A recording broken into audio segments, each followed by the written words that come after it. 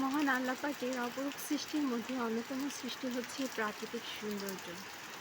তার মধ্যে আমার কাছে অন্যতম সৌন্দর্য দিক হচ্ছে বর্ষাকাল। কতই না অপরূপ সৌন্দর্যের গরিমা নিয়ে নিজেকে সৌন্দর্যে ফুটিয়ে তুলেছে। মনে হয় অনেক রাগ আর অভিমান নিয়ে সম্পূর্ণ অঝোর ধারার মাধ্যমে নিজেকে বিলিয়ে দিচ্ছে সবার মধ্যে।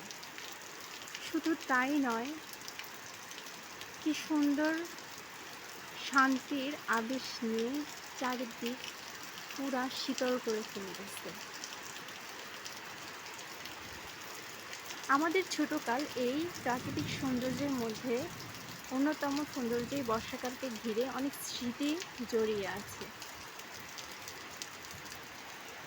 ছোটবেলায় বর্ষা হলেই আমরা সবাই দৌড়ে ঘরে থেকে বের হয়ে বৃষ্টির মধ্যে ভিজতাম আর অনেক খেলাধুলা করতাম, ঠান্ডাও লাগাতাম। অনেক সময় মার কাছে বকুনিও খেতাম এই বৃষ্টিতে ভিজা নিয়ে। শুধু আমাদেরই নয়, সবার মনেই বর্ষাকালকে নিয়ে দাগ কেটেছে।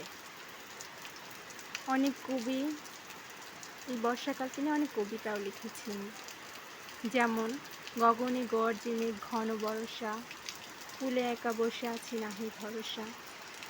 এছাড়াও আরো অনেক উল্লেখযোগ্য কবিতা আছে এই বর্ষাকালকে নিয়ে। এখনো দাগ কেটে আছে এরকম বর্ষাকালকে নিয়ে অনেক স্মৃতি আমাদের প্রত্যেকের মনের মধ্যে। অনেক মিস করি বর্ষাকালকে।